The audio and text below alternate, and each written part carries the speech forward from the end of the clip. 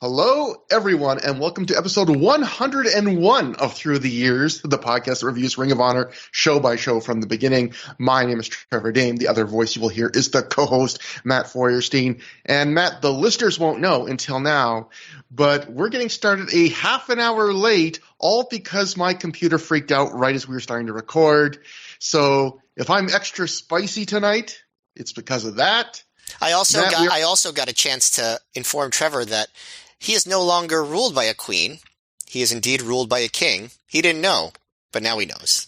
I completely forgot that even though I'm Canadian, you think I should have kept that in my memory bank, but I didn't. But we are here. We are in the era of the 100s now. It's pretty crazy. And let's since I wasted so much time that you guys didn't hear, even though this will sound normal to you all, let's get right to the show. We'll start off with the news that happened between the last show and this show. First, we'll go to The Observer. This is something a theme that we've seen a while, but there's a couple interesting little new bits to this.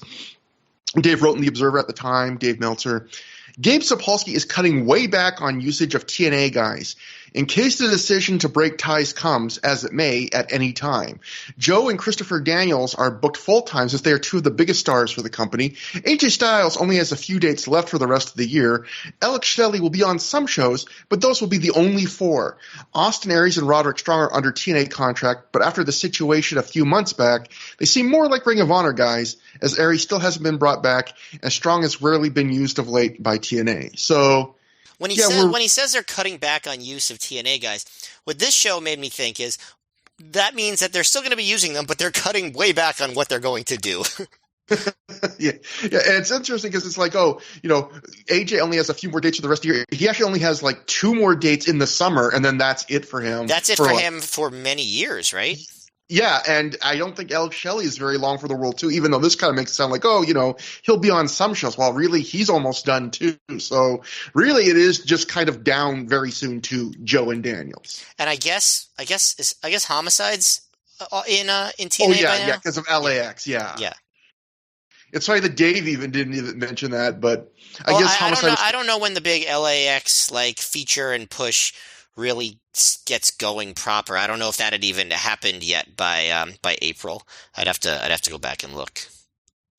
Yeah, so the TNA saga continuing to come to after all the drama we've had with this over the course of through the years, it's coming to a slow crawl of a conclusion where they just are slowly easing back. But another story from The Observer. This is just classic. A reminder of a simpler time when Dave Meltzer had the biggest friend crush on Jim Cornette. Dave would write, Jim Cornette's knee surgery will be on May 9th. They're hoping for the next live appearance will be either June 24th in Chicago or the July date in Philadelphia. He will continue to send in taped interviews for the company DVDs. If you haven't seen them, his current interviews are no better than they were in the 80s when he worked for Crockett and WCW. With Flair having been muzzled and people like Rock, Jericho, and Austin no longer in the business, that means with the exception of maybe 2 Foley promos and a couple of Raw 3-way interactions, nobody is even close to his league in today's business. Adam Pearce will be playing the role of deputy commissioner if they need that role at the house shows until Cornette returns. So it's sad reading these old Observers where Dave would find every few issues a chance to just say Jim Cornette's the best, and then and I think the feeling was at least reasonably mutual between the two of them back then. I remember hearing Cornette on radio shows with Dave, and he seemed to like him, and they seemed to respect each other a lot. It's it's similar to the Punk and Cabana stuff for me, in that it's absolutely none of my business, not my place to tell people what they should and shouldn't do, but having their friendship be public in a way, I'm still, just sad to see what's happened to it and wish that things were different, but with both of those pairs of people, but again, not my business, not my place. Imagine how vicious the breakup's going to be between you and me, and how hard it's going to be on our fans when that happens in 4 months. I'll never let it happen. You'll hate me, and I'll just keep publicly begging you to come back to me and say how much I love you, and you'll tell people about all embarrassing things you found out about me after you sued me or I sued you, whichever. I know you'll sue me. I'm not going to sue you. Come on, Matt, Trevor. if anything, it's all of that's going to be the opposite. You are going to have to swallow your hatred of me, but as many do. But moving on, Matt, this is a kind of a bizarre story I found from PW Insider, which I don't know if there were plans that got changed or what, but this is Mike Johnson writing, and who's pretty plugged into Ring of Honor at this time. Chad Collyer will be finishing up this weekend with Ring of Honor as he's heading to Great Britain to tour for the next 3 months. Collyer will be working with Ring of Honor students in order to help them get more experience in the ring with a veteran. Collyer was slotted into that role as Ring of Honor didn't want to simply job him out because he's heading overseas. Matt, and weird verbiage to say finishing up because someone's going away for 3 months. Also, Chad Collyer does not work this weekend. He does not ever work with Ring of Honor students this year, and he does not come back to Ring of Honor other than working the 2 dates Ring of Honor books in England later this year in 2006. So the one thing that he was right about is the thing that I just kind of made fun of. I don't know if there was a plan that got changed, but yeah, another guy, not TNA related, but that is saying goodbye basically is, I guess the Ace Steel feud was kind of in some ways the real goodbye for Chad Collyer, which there's a guy that, could have given more. They could have gotten more out of him. I realized he maybe wasn't available for every show or, I don't think he could have been a top star or something, but like Chad Collyer was like consistently enjoyable on the mic with his really crazy charisma and in the ring. Like, he's what I would say is a solid hand, like in the good sense. Like sometimes people use that as a put down, like, oh, that's really code for, oh, they're kind of boring but competent. But I would say like Chad Collyer, I would describe him as a real solid hand in the most positive way you could put that, I would say. Yeah, he was never featured enough to really get over. So he, so he never really got over to the level that, I feel like he could have. But when you have a guy like that who has been there for years and is really not that over, it makes sense that you eventually turn over undercard roster spots, and ROH does that from time to time, and I guess Chad is the latest casualty. Or, maybe not casualty. Maybe it was mutual. Who knows? Yeah. And PW Insider again, we're ending with a couple little news bits. Actually, fell through the cracks that could have been in the last episode, but I guess a couple updates to things that we talked about in the last episode. Well, one that we didn't talk about, I don't think. But first, PW Insider, Mike Johnson writes, Delirious, we were wondering last show, like, oh, we saw Delirious got cut on his hand, a really bad, severe cut, and you were asking, like, oh, did he get that on the ring post? And I thought it was like when Danielson just threw him into the ring post. It turns out we were half right. It was from the ring post, but not from when Danielson threw him into it. So Mike Johnson writes, Delirious suffered a bad cut in his hand, which required 6 double stitches during his challenge of Ring of Honor champion Bryan Danielson last Saturday in Philadelphia. ROH was using its new ring for the first time, and the top of the ring post hadn't been filed down, leaving them very sharp. Delirious went to use a ring post to balance on while on the top rope, and when pushed forward by Danielson, sliced it badly across the top of the post. Delirious's mask from that match was torn to shreds by Danielson and is currently up for auction on eBay. Delirious isn't scheduled to miss any ring time with the company. So, yeah, I was wondering, like, how is he going to cut it from, like, the side? No, it turns out it was, like, the very top of it, which, again, it's shades of the old Ring of Honor ring signs that so many guys cut their arms on. Like, folks, when you're working with metal, if it's something that, like, people are going to be touching a lot, I guess if there's one lesson, Matt, to learn from through the years, it's to file down metal. Yeah, I've definitely had, not on a ring post, but I've had stuff like that happen to me where I touch a piece of like metal or something that has not been smoothed out properly, and it's like, oh, that was shockingly sharp. Also, if anyone is listening, if you're the person that bought Delirious's ripped up bloody mask on eBay, on the 1 in a million chance you're listening to this podcast, email us throughtheyears@gmail.com. I'm just deadly curious now. How much did you pay for this mask? No shaming will happen. I am just honestly curious. And then finally, I don't know if we even mentioned, Matt, that Julius Smokes was on the last show, which was kind of weird. Because, it's a Philly show. Usually, as we'll see on these shows, Smokes and some managers like Prince Nana don't get booked when they go to the Midwest because Ring of Honor is just trying to save travel costs. But it'd be weird for Smokes to not be in Philly. And then, of course, PW Insider comes through with the most casual indie reason why anyone would miss a shot. Mike Johnson writes, Julius Smokes missed the Philadelphia event over the weekend due to transportation issues when his car broke down en route to Philly. So that's independent wrestling, Matt. Boy, obviously it's unlucky for that to happen, but it's really lucky that if that was going to happen to anybody, it was a manager and not a wrestler. Yeah, like exactly. Lucky for ROH, obviously very unlucky for Julius Smokes. I hope he got paid anyway. Yeah, hopefully. Although I have to imagine, like, if that was like Samoa Joe or something, they probably would have tried to like move heaven and earth. Like they would have paid for someone to go find him, even before the days of Uber, where Julius Smokes, they might have been more like, But what if it was we're pulling for you, buddy? What if it was like Delirious, who was like booked in a big angle, but like the crowd didn't know that, and That's a really interesting question. Like the line of when how big a star do you have to be for Ring of Honor in this situation to like go out of their way to try and get you to the building, versus like, oh, if you can make it, that's great. If not, that's also okay. Yeah, it's interesting. Interesting thought. I guess, there are people involved in independent wrestling that listen to this show, so I guess let us know what you do in situations like that. So you're curious about Delirious Mask. I'm curious about that. We asked the big questions on ThROH The Years, but that brings us to the show. The first show after the Milestone Series era of all those big shows, getting a little bit of a breather here with Weekend of Champions Night 1, the first half of a double shot in the Midwest. It took place April 28th, 2006 at the Montgomery County Fairgrounds Coliseum in Dayton, Ohio, in front of a reported crowd of 500 fans. And it is worth noting, Matt, that this is a card that, like a lot of cards in Ring of Honor history, got changed a bit. The top three matches that we're going to get to, the final three matches we'll talk about today, they were always set in stone.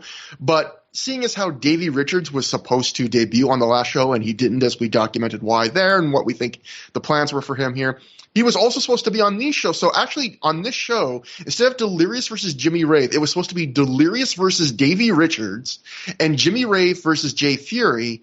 And then it was also supposed to be Irish Airborne versus Spud and the Canadian Cougar, who some might know better as Tony Kazina, who was one of Davey Richards' trainers who often would – it was not rare for Kazina to travel with Richards and be booked in the same spots and work with him. So I have to imagine that with Richards being injured, they probably were just, you know what, you guys can both sit out because in fact, I believe on the next night, the Canadian Cougar was actually supposed to wrestle Davey Richards. So these would have been the second and third matches of his Ring of Honor career, but instead they're zeros, Matt.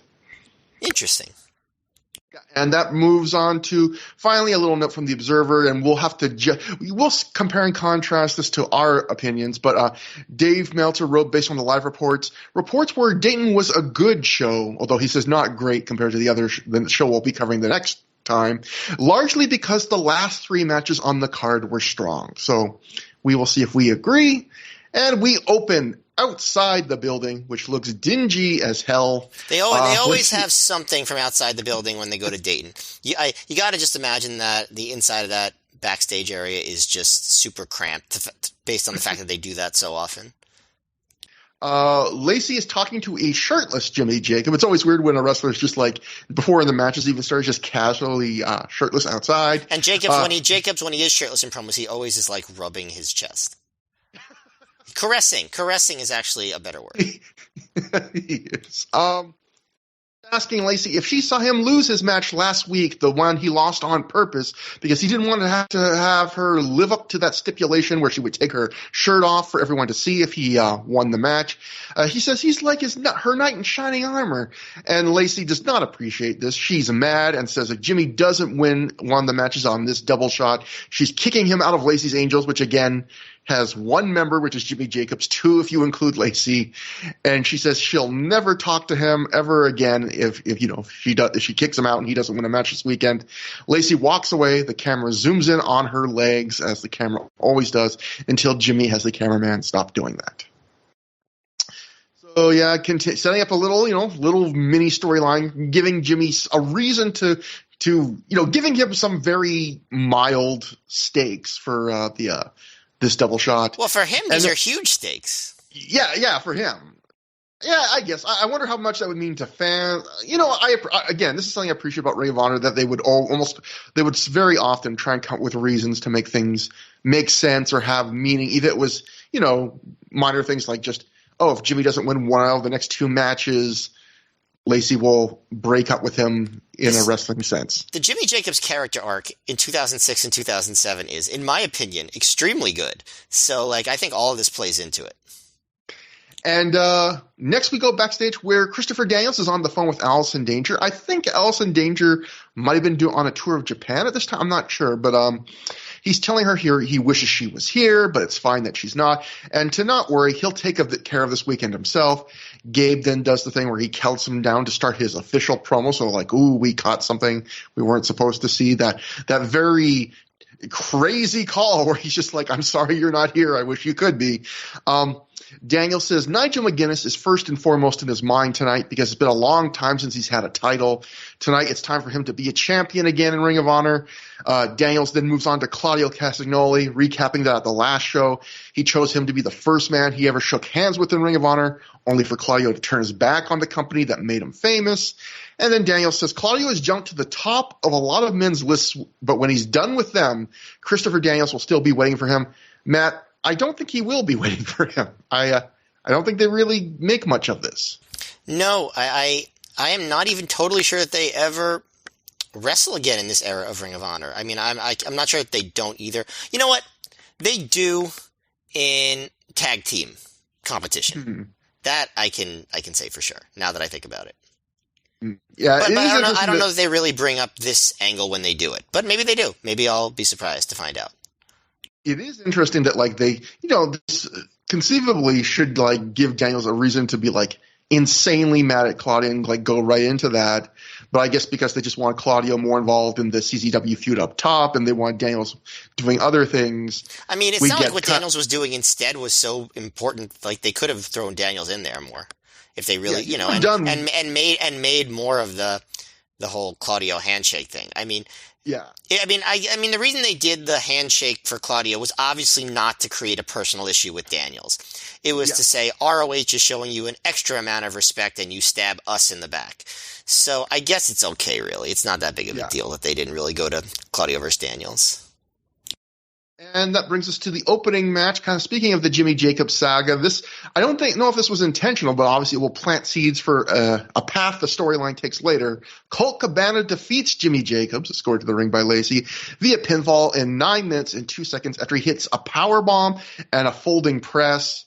Matt, this is Colt Cabana back. If the last show was him back to regular happy-go-lucky Colt, this is him back to super comedy Colt Cabana.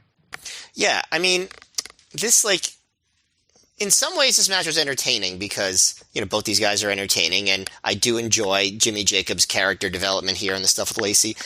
In another sense, I'd say this match, they clearly weren't doing the best they could in terms of just having a dramatic wrestling match. They never really got into they love the gear that they could have, so it wasn't a particularly good match, honestly, in my opinion. But I think that, for all that I like about the Jacobs arc, I'm not really feeling what they're doing with Colt at this point because, the whole thing was the week before he lost this match to Danielson in an embarrassingly fast fashion, and he was like, okay, I got to start back at the bottom. I'm going to work my way back up. But he's not really approaching this match with a ton of determination or seriousness. You know what I mean? He's just being silly old Colt. The other thing is, you mentioned last week, the storyline is he's starting at the bottom and working his way back up. And yes, it is true that he is in the opening match. Of course, he's also in the main event. But he is wrestling a notable member of the roster. It's not like he's wrestling, Spud, who has never been there before, or an ROH student, which he, referenced on the promo. It doesn't really seem all that different than what Colt would have done before he needed to build himself back up from the bottom. Does that make sense? Yeah, and also the opener is typically a better spot than the second or third match on the card. And also, this is actually probably if you look at it in every way, a significantly bigger match than the second match on the show. So it's kind of funny. It's like that old school thing of you start at the very bottom, but kind of like in modern wrestling, like I think we've mentioned sometimes talking privately, like sometimes on those big long like wrestling shows these days, like AEW, sometimes the openers were like one of the best spots you could get on the show, honestly. On an AEW pay-per-view, oh my God, it's possibly even the best spot you could get on the show. Like the first or second match is almost always the hottest crowd.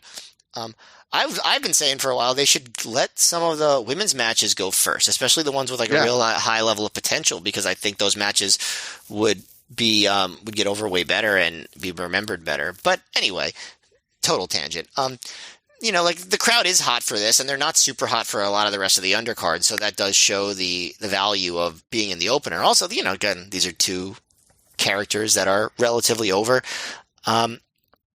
And, like the way the match goes, well, first of all, something funny that happened at the beginning was someone with a real Southern accent yelled at Lacey, "You're way too good for him."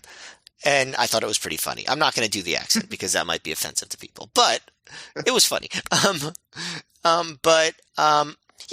Basically the idea is that Colt was like bullying Jacobs early, laughing at him, shoving him to the mat. Jacobs would get mad. There was a spot at one point where Colt on the floor pulls Lacey in between him and Jacobs, and then that actually allows Jacobs to take over a little bit, throw him into the ring post, take an advantage, jump up and down on him, yell at Cabana, calling him a son of a bitch and telling him not to touch Lacey. The usual character development we've been getting from Jacobs. And eventually Cabana comes back. My highlight of the match is actually when Cabana rechristened the butt, the flying asshole, because I think that's an all-time great name of a move, personally. I was going to ask, is this the first time he did that? Because I thought it was. Because first time he did it in ROH, at least. He's been doing the butt for a while, but I think this is the first time he said flying asshole before he did it. Well, because also Prazak reacted like he was shocked. He was like, "Did he just say flying asshole?" So I was very happy with that. But no, I mean the match just didn't really amount to much. Like it was entertaining. The story made sense, so it wasn't bad. But I don't know. I think that Cabana's approach was incongruent of the story they were telling with him, and they didn't. They had an opener. They didn't go out there trying to steal the show in any sense of the word. Yeah, this was a decent, somewhat entertaining match, but nothing great. This is more of the school of if you believe an opener should kind of ease you into the show rather than be like a hot start, then you'd probably be happy with this.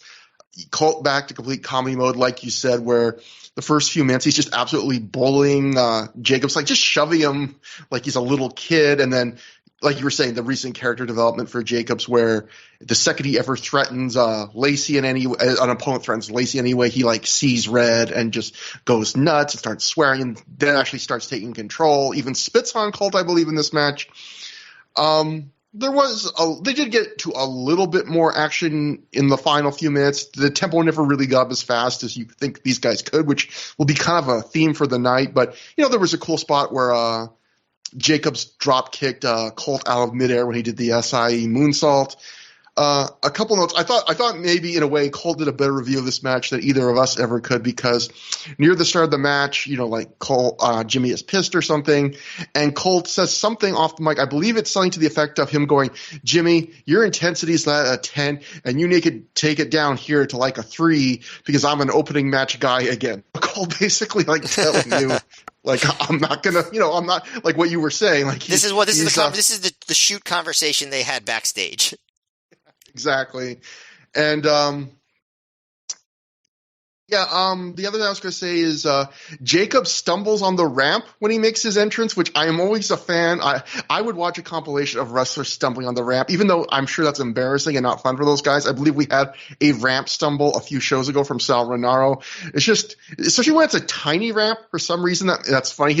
Jimmy turns around to do the old "I'm tapping my heart" for Lacey, and he just stumbles. The only one that I can't say I enjoy is, and I've mentioned this one before, watching Ultimo Dragon do it at WrestleMania 20. That one's just too heartbreaking for me. Yeah, definitely. And even the Titus O'Neil thing was sad because, although it could be funny, it was like, oh no, like Vince McMahon's never going to forget that, is he? Like, you just wiped out. He didn't. But now we can forget about Vince McMahon, I guess. I wouldn't be. Hopefully. I wouldn't be so sure, but you know. Oh, one other move I liked in the match. Jimmy does a spear, and then he immediately floats over from the spear into like that Northern Light suplex style bridging pin, like without like seamlessly. And I thought that was a really cool thing that more guys should do. And another thing I'll say is we get a screen crawl on the bottom of the screen during this match. I believe this is the first for Ring of Honor that tells us to watch the video wire, the ROH video wire. That's an extra feature on the DVD menu before you watch this event. I did watch the video wire. It's nothing you absolutely need to see. I think there was like a fresh Jim Cornette promo that he like says a lot of the exact same verbiage during his promo we're about to cover.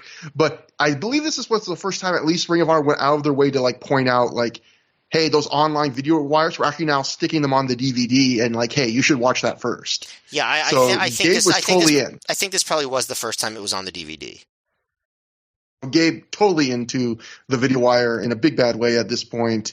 Let me just. And that one sticks for a while. They put those on the DVDs for a good while after this. That's not just like a phase that they drop pretty quickly, like they with a lot of other things. Yeah, and it's smart, you know. Why not stick those on the DVDs? Also, one kind of gross thing, at one point, Colt tries to peek under Lacey's skirt before the match, and I think he says to a fan, she's all furry, which, come on, Colt, be better. After the match, I think he probably is better now. After the match, Colt is starting to leave, and Jim Cornette's Midnight Express music starts, and out he comes on a crutch because, you know, he legit needs knee surgery with Ace Steel by his side. Cornette grabs the mic and says it was 3 months ago when a lot of this crap got started with the hardcore wrestlers here in Dayton. Cornette recaps the last show. The crowd boos CZW. Cornette says he needs surgery May 9th for his knee. Pierce has 20 surgical staples. BJ Whitmer is in a neck brace with a cervical injury. So right now he's asking Colt Cabana if he can count on him to help them out. Cornette wants a hell yeah from Colt. Colt says he knows the numbers don't look good for Ring of Honor right now, but he remembers Samoa Joe and CM Punk going for 60 minutes in this building during another time when Ring of Honor was done in people's minds. So he says Ring of Honor will never give up. Colt says despite that, he was told he has to start his way from the bottom again, the opening match, and he thinks his duties are done here tonight then. The crowd boos. Colt starts to leave the ring, but Cornette stops him. Cornette asks if he's really going to turn his back on Ring of Honor and these people. The crowd chants for Colt. Cornette says he's not asking for Colt to stay and wrestle. He's asking him to stay and fight. And Colt says nowhere did it say he couldn't fight, just that he couldn't wrestle. So he will be there tonight, and he will kick CZW's ass. Wasn't so hard to convince Colt. He was like, I can't do it. And then Cornette's like, come on, do it. And Colt's like, all right, I can do it. Let me just do a minor, like, verbiage game here. You'll feel real good about it. It's like, yeah, no, I can't wrestle. And Cornette's like, yes, you can. And Cabana's like, no, I never thought of it that way. Cornette says Ring of Honor may be broken, but it's not broke. Cornette then calls out Claudio Castagnoli, calling him a deserter, repeating basically a promo he did on the video wires. So again, those video wires, they're on YouTube if you dig for them, but like the same gist of it, Cornette repeats here. And Cornette says Claudio is supposed to be here, but he hasn't showed up yet tonight. He says he'd love to see him breach his Ring of Honor contract by no-showing. He'd love him to do that so he could then send him back on his way. But he says that Claudio does show up. He's got hell coming down on him tonight. So, you know, just a promo to insert Colt into the main event for tonight. And again, I'll say this. I think this was Cornette's least objectionable promo of the CZW feud so far. Didn't say anything that I found offensive, and you know his delivery was good, so I thought overall it was a good promo. I also liked that Cabana and Steele did the Rockers ring exit where they flip over the top rope and like put their hands on the apron and then do another flip to get back onto the floor. I enjoyed that very much. I completely overlooked that, but yeah, and again, you know, it's like I said with the opening match stuff, like I appreciate the little or the whatever I was referring to before, the little extra efforts Ring of Honor goes to sometimes. Like, yes, it's not a great reason. The idea of Cornette saying, well, you're not an opener, you're not gonna wrestle in the main event, you're gonna fight, even though you've dedicated yourself to just the openers. I mean, it's a very flimsy effort, but I feel like some promotions wouldn't even make that flimsy of an effort. They would just like, you know, if it was, again, if we're going to go back to like Vince McMahon style book, it would be like, fans don't give a shit anyway. At least they felt enough to like try to give you a small thread of a reason why this is acceptable and still keeping the storyline relevant. But or AEW, we just don't have time for this. Exactly. Yeah. We go to Irish Airborne, Dave and Jake Christ defeating also known as Dake Christ. That's if they were combined. Dake Christ defeated Jay Fury and Spud, the debuting Spud, in 8 minutes 12 seconds when Dave Christ pinned Fury after he and Jake hit him with whatever the Irish Airborne called their finisher sequence, which was the big flying double stomp into the Death Valley driver on the knees of their partner finisher sequence thingy bob. But this was 8 minutes of spots. Maybe a little slower pacing, your typical like breakneck, low on the card, like spot fest scrambly type match. But there were no holds here. Lots of flippy doos. There was a big dive train near the end. The Chris do lots of springboard moves, as is that's their kind of their thing at this point in their careers. And it is a real trip, Matt, I would say, to see like if you just know Spud as Drake Maverick. Like to see him as like this very young, looking like a little kid, dressed up in like the classic kind of mid-aughts indie-rific gear, doing the big high-flying spot fest stuff. It was kind of a real trip for me to see him like back in that role with that look. He botches once, but he has a lot of spunk. He's clearly trying hard. He has a lot of Spud, you mean? I would rather have a lot of Spud because more than anything in general. Like, I love potatoes. But anyway, Spud gets a "you fucked up" chant here, but what I do like is it followed up very quickly by other fans in the crowd chanting, "At least he tried." Which again, another thing I don't know. I've heard that more than once. I don't know if this is the first time, but another example of the evolving tastes of crowds, where there are some fans that are like, you know what? It's not cool that you're doing that, man. We're going to try and be supportive. Which those nice Ohioans, that wouldn't happen in New York, I don't think. Very much a sign of Ohio being a purple state, where you got half the crowd being mean, and you got the other half of the crowd being like, "Hey, it's okay." Yeah, Ohio, I think, was way more purple back then. Now I feel like it's getting pretty red. Nowadays, they'd be totally "you fucked up." Yeah. In case you didn't know what side we were on the listeners. So yeah, I thought this was slightly above average. Like it was enjoyable enough and it didn't overstay its welcome. I felt a little bad for Jay Theory because he got the least amount of spotlight here and he takes the fall, which kind of bums me out because I feel like we've enjoyed him, like hasn't been an amazing revelation, but I feel like every time we've seen him so far on the show, we've been like, yeah, he's pretty good. He deserves more opportunity. And, he was going to get to wrestle Jimmy Rave on this show before the card to get shuffled. So maybe he would have gotten more opportunity in a match like that. But, yeah, this is not a crazy barn burner, but it's fun enough if you don't really think too hard. Yeah, you say it was a little above average, and I feel like sometimes saying that means the match was disappointing, and I feel like that's not the case here. Like, I think this match pretty much lived up to the high end of what I could have expected when I saw it was on the show. You know what I mean? Like, yeah, they weren't going to get this, time to get this big epic match. So, and these were guys that were in some ways less experienced and polished and seasoned than some of the other people on the roster. So there was going to be more sloppiness, maybe some more botches, but they went fast enough. They did enough cool stuff that I thought it was, genuinely entertaining and, an asset to the show, not a hindrance. So I think that's the best you could hope for here, right? Like that it made the show better rather than worse. I also enjoyed, some of the moves. Like I didn't realize that Jay Fury's Kip Up Enziguri was called the Enza Fury, which is what Prazak called it, and I think that's a very good name. I like that. I also like when Dave Christ hit another thing that Prazak called that I wouldn't have thought of, a springboard marrow salt, which I did not know that the name marrow salt was continued to be in the pro wrestling move lexicon in 2006. That was genuinely surprising. Like, does the word marrow salt even enter your brain ever? No, I feel like when Dave Prazak does the Between the Sheets podcast, he's usually on a mid-90s episode, it seems. Like maybe that's just my imagination, but I could see maybe Dave was just real into the mid-90s, as many of us were, and he's just like, you know what, that's the marrow salt. I wonder if he still would call that the respect. marrow assault if it happened on a show he was calling now, because he might be the one person keeping Mark Marrow's Wildman era legacy alive. I feel like there are people that fondly remember Johnny B. Bad. Yeah. There are even some people that, like the Attitude Era, so remember Mark Marrow's mixed tag matches against Sable and the time where he tricked her into letting him pin her, right? But how many people are actually nostalgic for the wild man Mark Marrow? Well, Dave Prazak is, and that's the most important thing about this match. I will say, if we can top them up for the show with people go back and listen, the slight pause and then the slight bit of extra enthusiasm when Matt first said "wild man" in the phrase "wild man" Mark Marrow. Well, okay, people are having.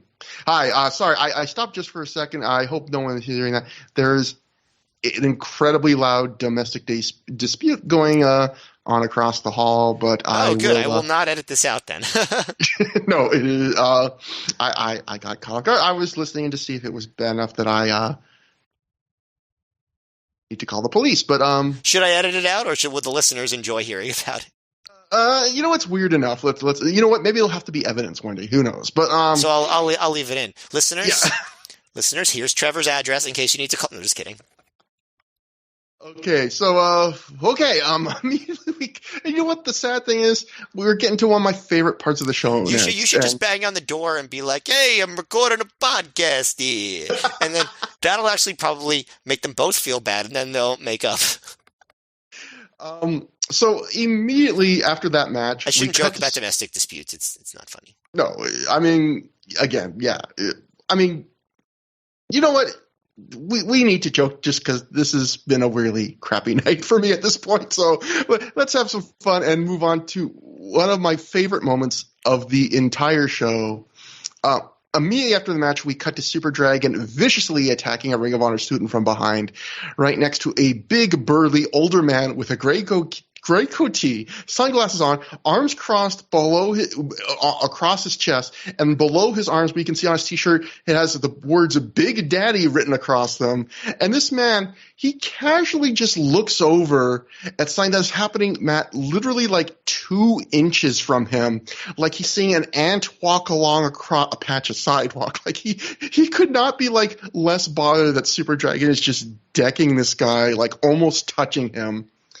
And then Super Dragon dumps the student into the ringside area. It was Sugarfoot Alex Payne, was it not? Yeah, I believe so. Dragon then, for some reason, grabs a steel chair, even though he doesn't use it on anyone. I guess he just wants some fence. And he just walks out of the building. We get a few moments later where some Ring of Honor students eventually like run in and check out the scene of the crime. Some fans like actually tell them like, "Hey, Super Dragon went out that door." They run after him. Nothing ever comes of this. I will say I am tempted to use this guy casually just looking at Super Dragon beating the crap out of Sugarfoot as the picture for this week's episode. I would expect nothing less. Yeah, anyone that just sees the picture and hasn't seen the episode yet will have no idea why that has been chosen as the picture. Well, but you've done similar things in the past. Where a fan is the thumbnail for the show. You've definitely done that before, so I feel like there's precedent. Next, we join Nigel McGuinness, our peer champion, backstage. He's back in the US of A after his tour of Noah, where he met Noah. That's what they called Noah when it was just starting. Nigel says he went undefeated in Noah. He's still the pure wrestling champion, still the best pure wrestler in Ring of Honor. He calls Christopher Daniels a hell of a wrestler, but not a pure wrestler the likes of him. Tomorrow he'll be taking on that clam digger, Bryan Danielson. Some people think the Ring of Honor world title is the more important belt, and he's going to prove them wrong by out-wrestling him tomorrow night. He says either by making him submit or pinning him 1, 2, 3. Nigel says this is the world pure title, and he's the world's best wrestler. So Nigel back, and it's good to have Nigel back, Matt. Yeah, and I generally like the direction there. You know, the whole, Nigel wants to prove that he's the best wrestler instead of Danielson, and it leads to good stuff. So I'm on board with this promo, and I'm also happy to see him back. Yeah, and moving on, we're going to Delirious versus Jimmy Rave, who was scored to the ring by Daisy Hayes. No Prince Nana, because I assume, again, they just down. want... I assume they just wanted to save on trans, as often happens, you know. This went to a 15-minute time limit draw. Matt, I'm going to take this match, too, because this match got me kind of riled up, and then I'll let you take the next two matches. I can't believe I'm trading off like two bigger matches so I can talk about a Delirious and Jimmy Rave 15-minute time limit draw. But I'll say, first off, Dave Meltzer said in The Observer, Jimmy Rave and Delirious drew in a match that killed the crowd, which it's rare you see those kind of negative things in like the recaps from The Observer notes, because obviously hard to argue with it though. Yeah, exactly. So I like Jimmy Rave. This is the kind of match that is why some people hated him. Like I feel like rewatching all of Jimmy Rave's work, I really have enjoyed a lot of it. And also I feel like some of the stuff that I didn't appreciate when I was watching it when I was younger for the first time, I appreciate more. He does more subtle things. I appreciate that he's trying to be more of a heel that isn't going to get cheered. But I feel like there was always a strong contingent of Ring of Honor fans that really didn't like Jimmy Rave for legitimately, like they thought he was kind of boring. I feel like this is the kind of match they think of. So first off, Rave starts the match with like 2 or 3 minutes of stalling, and I don't mind this. It's part of his act. He does this fairly often at this point in his career, and I can enjoy some stalling. But by the end of this match, when you see how little has happened the rest of the match, that was kind of like the cherry on top, like looking back, like, and he started this way. And then we get to the rest of the match. So I would say for most of the opening 10 minutes, it's like most Jimmy Rave matches, it makes perfect sense from a psychology standpoint. Like, Delirious has a bandaged hand from that legit injury we talked about he suffered on the last show. Early on, Daisy Hayes grabs Delirious' hand and she hits it against the ring post behind the ref's back, and that allows Rave to have a good reason to dominate him for the first 2/3 of this match, which are almost all him going after Delirious' hand, which again makes perfect psychological sense. Delirious then makes a comeback around that 10-minute mark. They work a little back and forth, and then it ends in a time limit draw. So on paper, you go, hey, that sounds like a good, solid, logical match. The problem is a match can make logical sense and still not be that entertaining. Like, there's probably a way to make 6 to 7 minutes of hand stomps, hand submissions, and tearing at a bandage entertaining, but you don't see that in this match. You see the boring version of that. And likewise, if it all built to a really super hot comeback and a final few minutes, I would feel like that would justify the slow first 10 minutes, but it doesn't. There are a couple points, Matt, in this match where the crowd really starts chanting for Delirious, like rallying behind him with times that would have been perfect for him to start a comeback. And instead, they just keep going. And when Delirious finally does make his comeback, it happens in the most anticlimactic way, where he just kind of stands up while he's in a hold. He throws a couple headbutts to break the hold, and then he just starts doing his offense. And I feel like the art of comebacks are just two things. It's peaking the timing of where to start them, and then having the start of them being very exciting and dramatic. And this match from, two guys, especially Jimmy Rave, that I think are pretty smart workers, they completely whiffed on the timing and the start of the comeback. And then, the rest of the match from there does have more action, but I would say not enough to redeem things.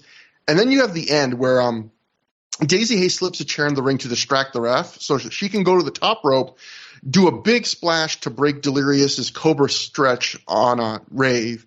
Except they time it to the point where when the ref finally grabs the chair, he has to super rush to turn away so that he's not at least looking at the giant flying woman that's coming down inches from him and pretending oh, I don't notice this giant crash. And then right after that, we get a few seconds of selling. And then the bell rings, and the ref acts like he's surprised that, oh, this is a 15-minute time limit draw. And I just thought that was such an anticlimactic point to end the match on. And it's sad because I like both these guys. Matt, I would say, this is one of the worst matches we've seen in Ring of Honor in a while. Low average at best. It's technically solid and logical, but really pretty gosh darn boring, Matt. Yeah, I mean, when we say bad, it's still with that high quality of the technically sound and psychologically sound. So it's not an actual bad match, but yeah, it's just boring as hell. And, I'm trying to, wonder how much is the wrestler's fault? And obviously you laid out, some of the things the wrestlers could have done differently. And how much is it maybe Gabe shouldn't have just booked this 15-minute time limit draw? I mean, I guess, he just didn't want either guy to lose at this point. Yeah. And knowing this wasn't the original match, like these guys were both supposed to have other matches on the show, I have to assume it was just like, yeah, like you just said, like he probably just felt like I don't want either guy to lose. But that's another thing. Like it's always so arbitrary. Like the only reason matches go to a 15, like if you ask someone, why do some matches in Ring of Honor go to a 15-minute time limit and some don't? And of course the answer to that is matches only go to a 15-minute time limit when Gabe Sapolsky wants to book a draw. Like that's the only reason. Yeah, like it's not consistent. I feel like in retrospect, or I guess in hindsight, they should have just put Delirious over here.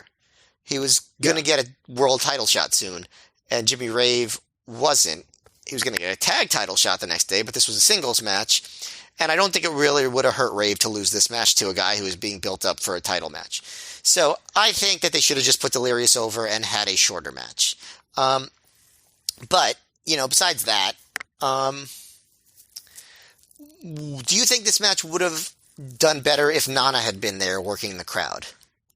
I think, Dave talks about how this made the crowd die. I think at the very least that would have given the crowd like something to react to and maybe keep them more engaged. They probably still wouldn't have then been focusing on the match, but like sometimes we talk about with like really charismatic managers like Nana or Julia Smokes, like they can be so entertaining that they can sometimes distract from what's going on in the ring. This was like a match where they could have used that kind of performance. Yeah. The other thing that I thought was very funny was the crowd was clearly very bored by this match.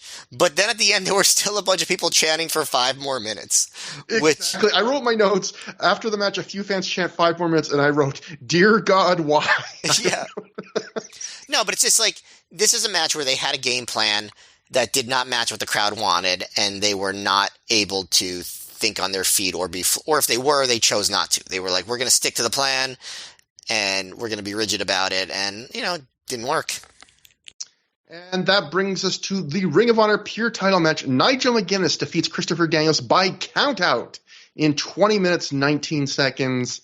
So, Matt, Nigel's back. I believe this is the first time, at least in Ring of Honor match, I think, Daniels and McGuinness. And, they get plenty of time here. Yeah, I liked the finish, even though it wasn't it's sort of finish that I think you don't like. But Nigel ended up turning that into a gimmick, the count out finishes, and it worked for him. And I think it made the match interesting. Like, it was pretty wild. I'll get to it.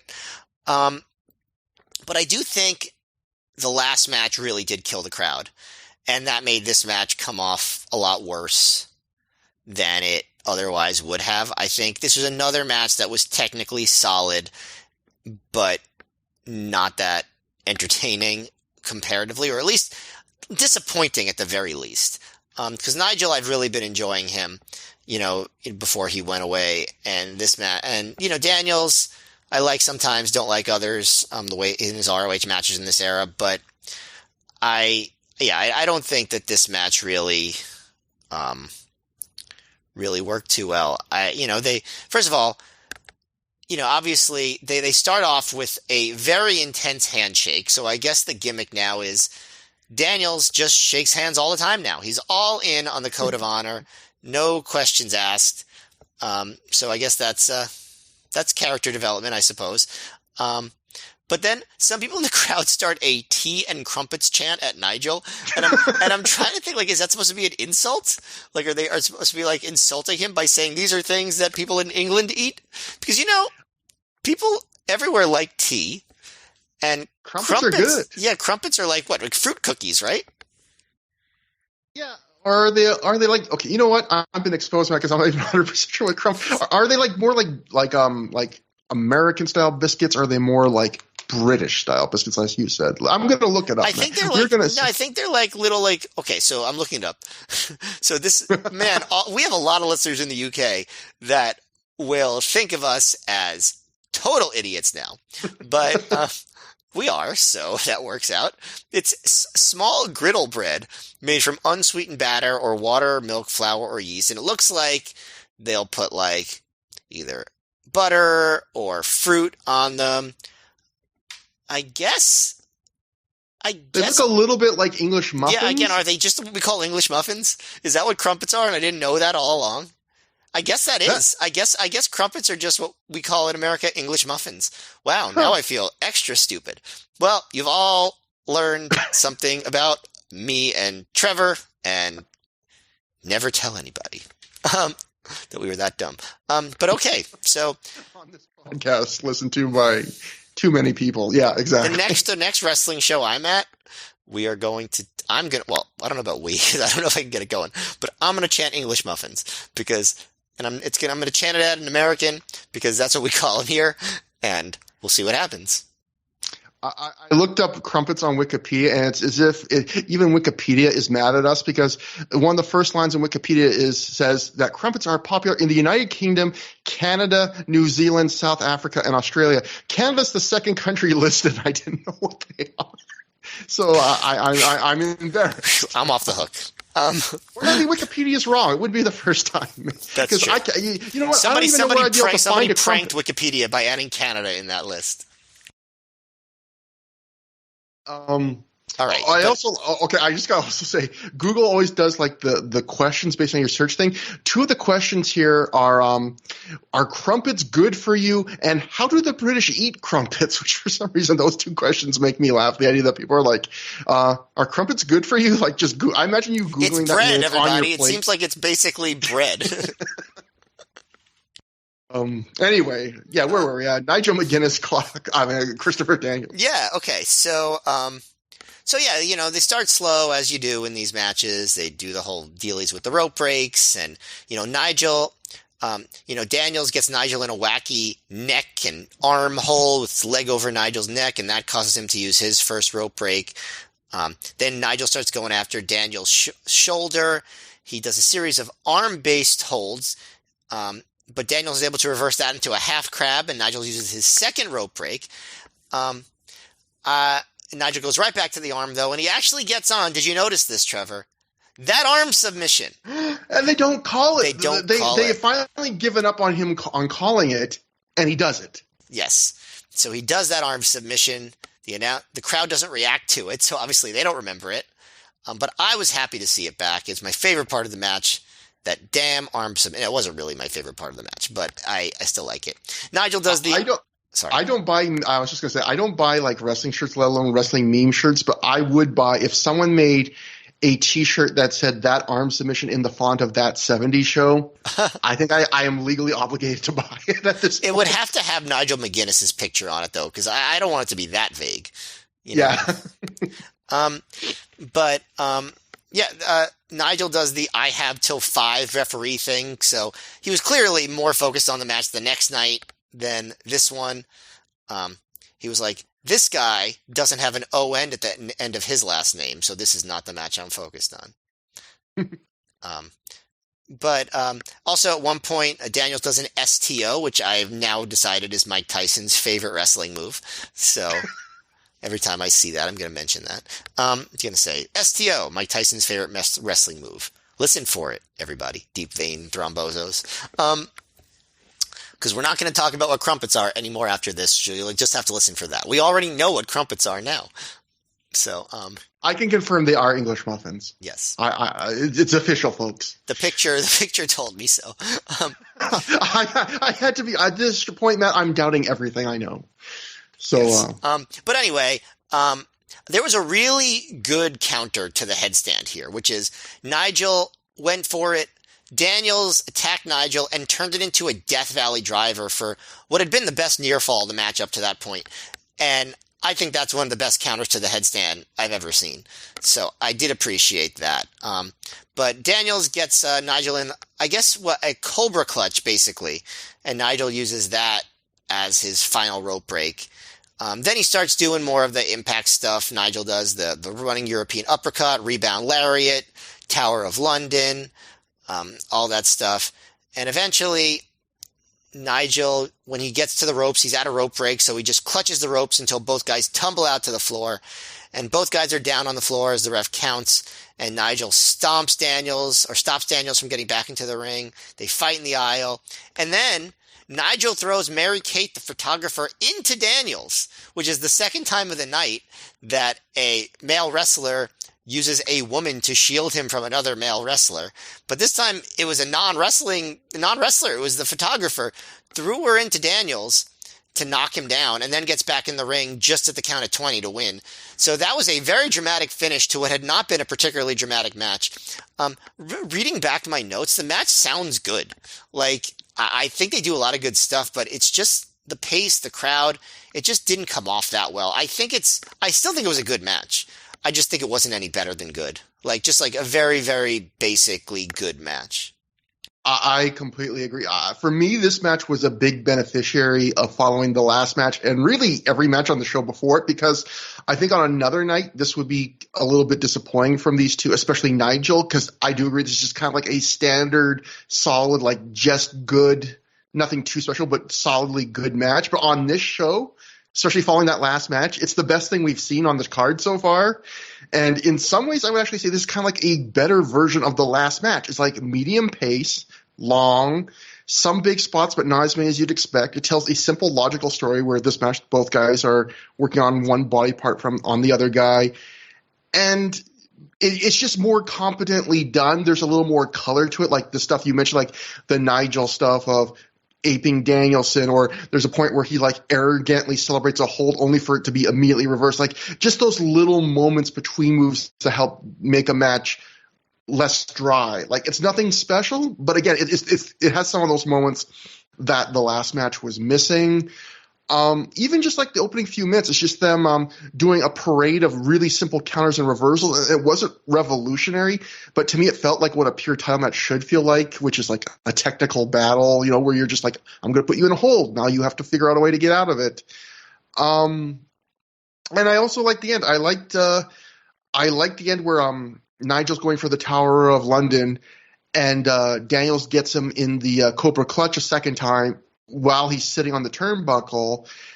And I like that because so often when a guy like Daniels had made Nigel use all his rope breaks so he could do it on the ropes, but so often when a guy makes his opponent in a pure match use all their rope breaks, they it's really awkward where they basically will put on a submission and then march the guy to the ropes, or it comes off really weird. Like this came off really natural and organic with the flow of the match, especially since he had already done that move earlier in the match in the middle of the ring and been working over I think Nigel's neck. So all that I really like that. And I like the ending because it's cheap. And I think you touched on, like, we've seen endings like this before from Nigel, but it is kind of like a classic Nigel McGuinness, like cheap, I'm using the rules to my advantage end, where he, how often in Ring of Honor do you see it countouts? Really only in matches like this, especially because most Ring of Honor matches don't have count-out rules. So yeah, right, exactly. That's why. Only in matches like that, because there's no countouts in Ring of Honor otherwise.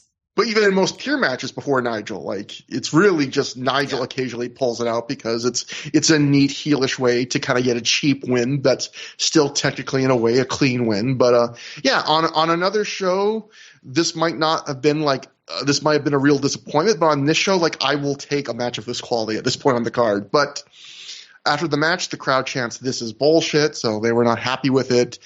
It's funny that they were like excited. They were like very positive. 5 more minutes after that last match, but they were very negative on the finish of this one.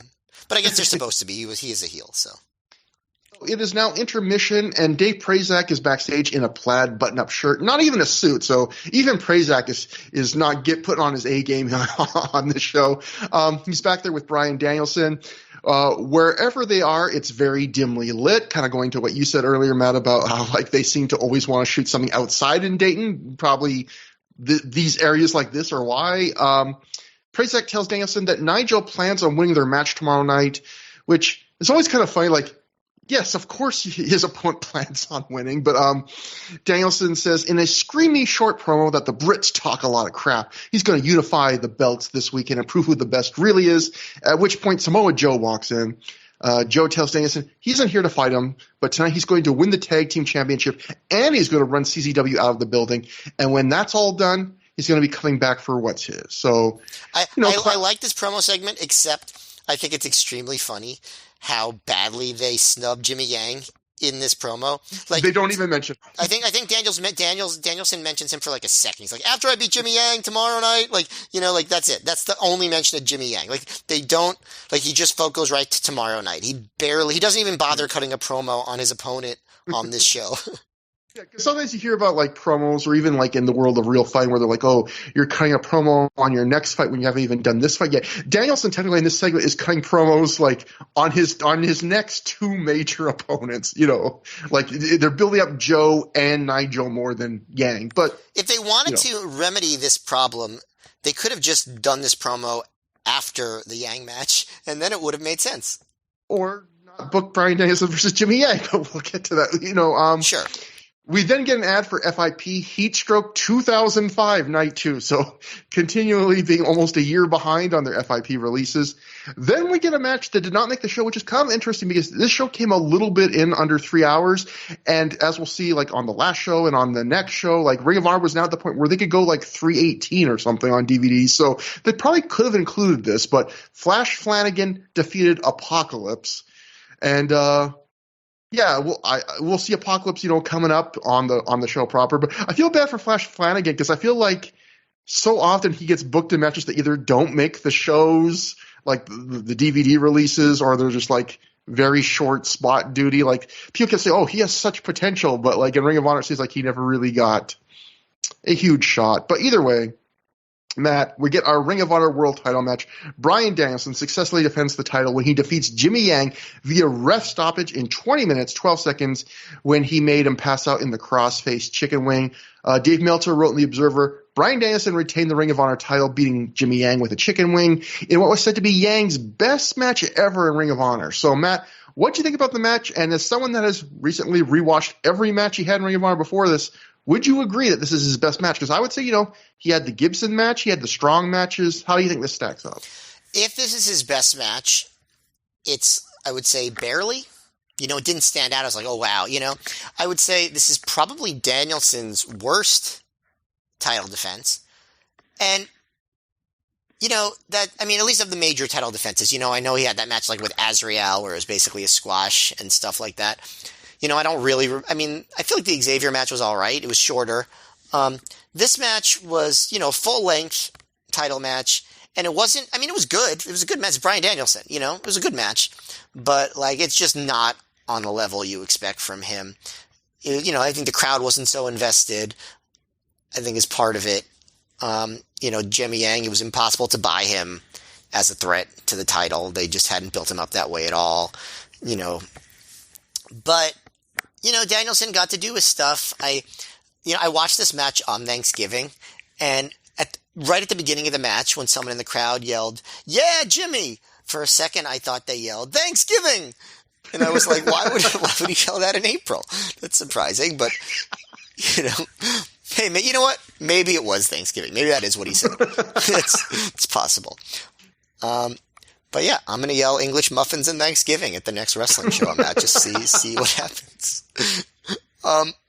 But it's funny.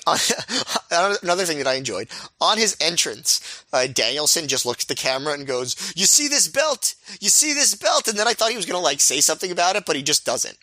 He just goes, "You see this belt? You see this belt?" And then he just keeps walking. It's like, yeah, I did see the belt. So, so that was those are two things that really set the mood for the match in a positive way.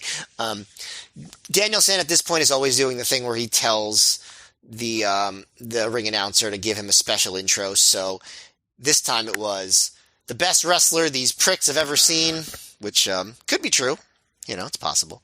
But they start out with Yang kind of getting some surprising offense on Danielson, kind of having Danielson's number a little bit, not really allowing Danielson to do the kind of slow start because he gets a really quick roll up on him, then another really quick roll up, and Danielson kind of runs to the outside, tries to stall, kicks the guardrail in frustration. At one point during this, Prazak says, "This is Yang's chance to become the James Gibson of 2006 and win the title." And, it just made me think that's the fact that they're still doing that, so unfair to Jimmy Yang. He was always in Gibson's shadow the entire ROH run, and the fact that they're still like, "Oh, he's going to be the James Gibson of 2006," like months after he showed up. Yeah, I'd have been pretty annoyed if I was Jimmy Yang, honestly. I felt I felt a similar thing with they keep saying like, Jimmy Yang's now going to get to show what he can do free of the shackles of sport. Like they keep saying stuff like free of the shackles of sport and entertainment. And I feel like that almost turns into a put down when you're saying it after he's had this many matches. Like you're still acting like he's about to show what he can do. Like it's kind of an acknowledgement. Like he hasn't really been that great. Yeah. I mean, this is just obviously the style that Jimmy Yang works. Like it's not like there's some secret stuff there that he's not busting out. Danielson again does the Regal can't lace my boots line, which, is always fun because he's actually wearing Regal's boots. But, or at least he's wearing his trunks. I don't know. I guess for him to be wearing his boots, they'd have to have the same size feet, which maybe they do. I don't know, but Regal's a much bigger guy than Danielson. So would be surprising, but I guess you never know. But either way, it's still relevant because Regal and Danielson are doing stuff on TV still to this day as we record this. They're still involved in wrestling segments together. So finally Danielson gets the better of Yang by head scissoring him and doing his wacky arm bends, and he starts messing with Yang and baiting him into ground and pound so he can escape out and get the chicken wing on, and Yang's making the ropes. And they have some strike exchanges, and Danielson wins that with an eye poke. And that's when Danielson kind of gets to slow it down, do his own thing. Whips Yang into the guardrail, into the crowd, does a fireman's carry drop over the guardrail, starts tying up Yang's legs, gets the surfboard on, his usual stuff. Yang has a couple pretty decent comebacks, hits a super kick, and both guys fall down, hits a flurry of forearms, a spin kick, while Danielson jumps off the middle ropes. He looks like he's going to do some sort of cartwheel, space flying tiger drop style thing, but he stops. I guess he decided that his momentum wasn't right. So that looked kind of bad, but he recovered okay. He did a drop kick through the ropes, then did a corkscrew press off the apron. So decent recovery, but that was a very, very conspicuous, I guess botch. Would botch be the right word? Because he doesn't really do the move and mess up. He just kind of changes his mind mid setup. It's weird. It's weird. You don't see that too often in wrestling, right? Because usually moves they're so sudden. It's weird that you have where a wrestler even has a chance to be start something and then be yeah, I'm not feeling it. But the space flying tiger is just one of the only moves where you could, because you get this huge running start. But I've never seen it'd be funny if someone did the backspring the handspring back elbow from corner to corner, and then halfway through they're just you know what, this isn't going to look good, and they just stop. I would love to see more examples of this. Yeah, exactly. But it definitely was awkward. Then they kind of go more toward the finishing sequence at that point. Yang misses Yang time. Danielson gets the cattle mutilation in. Yang gets his feet on the bottom rope. Danielson hits a really nice version of the belly to back superplex for 2. Covers again and gets another 2 count. Yang gets another roll up, but Danielson follows that with a big clothesline that Yang does a flip bump on. He goes for a second belly to back superplex, and they end up with Yang doing a not so pretty neck breaker off the top rope. And Yang gets a 2 count off that. They get into another forearm exchange. Danielson ducks a kick, hits a roaring forearm. Yang goes to the top rope. Danielson crotches him, grabs a chicken wing, and pulls him off the top rope, which Yang turns into a pinning combo, but Danielson sticks with the hold, and Yang's arm drops 3 times, and Danielson wins. So, it's another match where it's good. Definitely, Danielson's very good. He puts these matches together really well, but there were a couple of awkward spots and just didn't really have the intensity that I'm looking for. So I didn't really love it. I thought it was just okay. Or not, better than okay. I thought it was just good. And with Danielson, good is the same as being just okay, as far as I'm concerned, during this era. Yeah, you said something right at the start that I think kind of echoes my thoughts, which is you said, I asked you, do you think this is Yang's best ROH match, if you agree with that live report to the Observer? And you were well, if it is, it's not by much.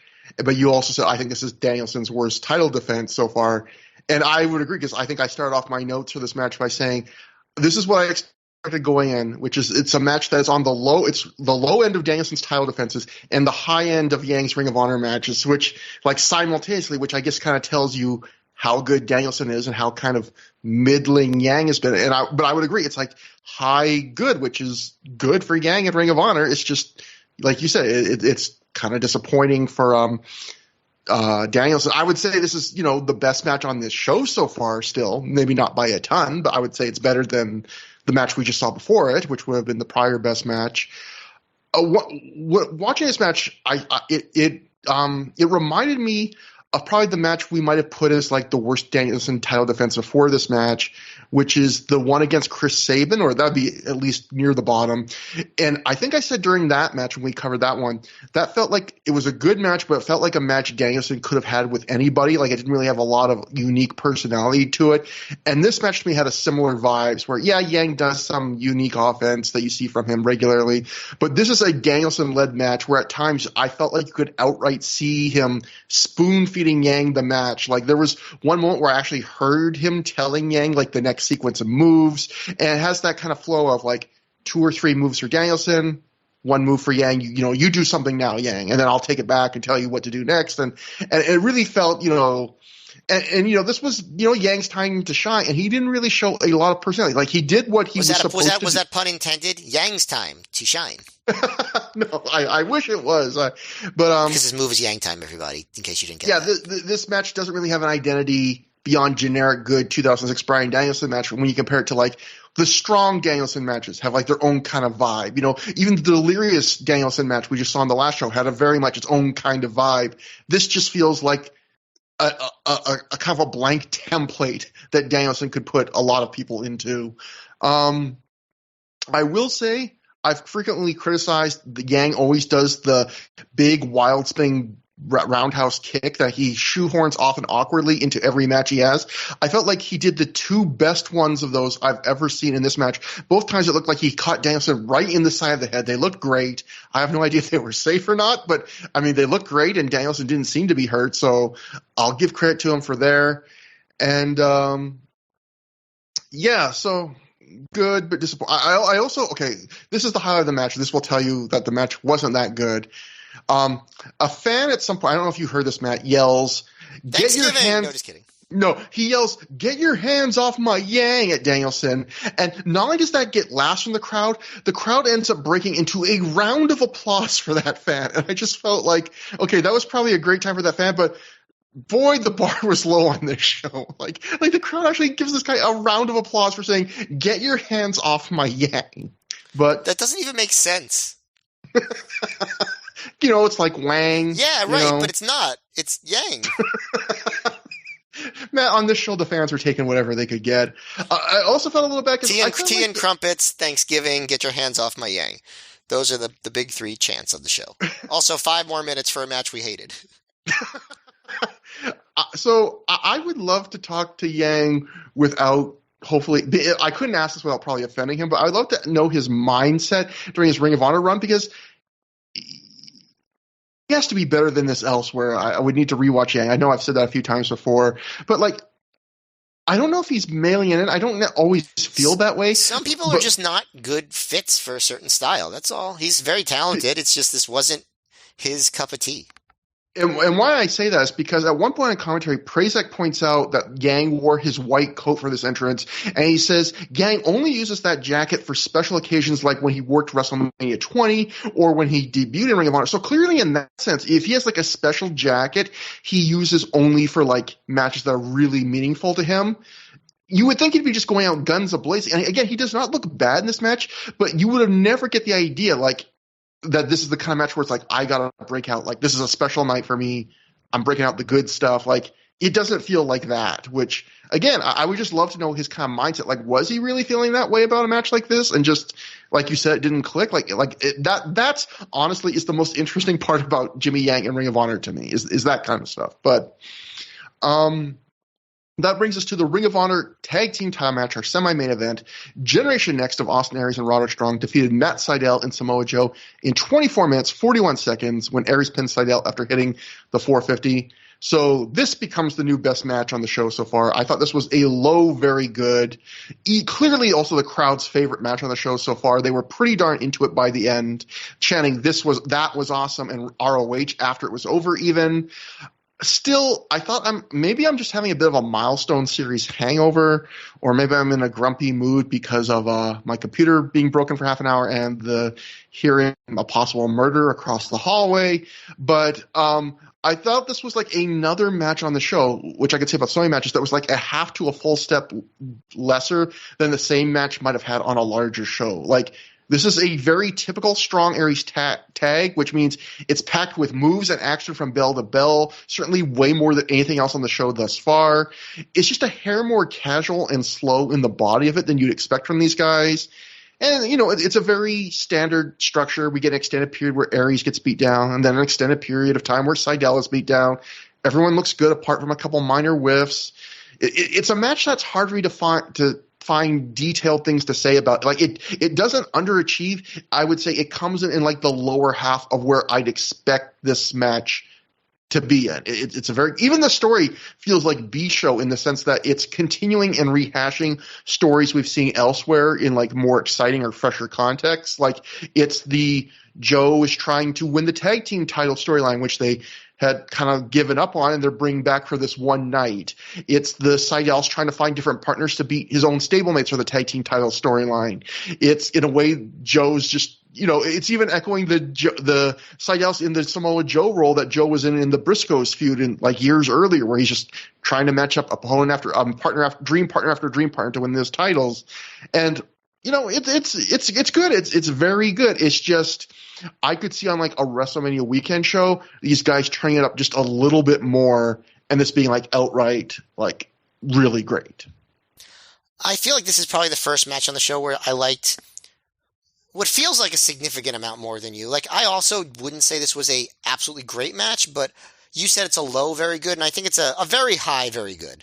Like, it's about as close to great as I would say you can get for me without me saying like this was a truly great match. I think, so I wasn't disappointed with it at all. Like, I feel like it delivered what I wanted from it. First of all, it definitely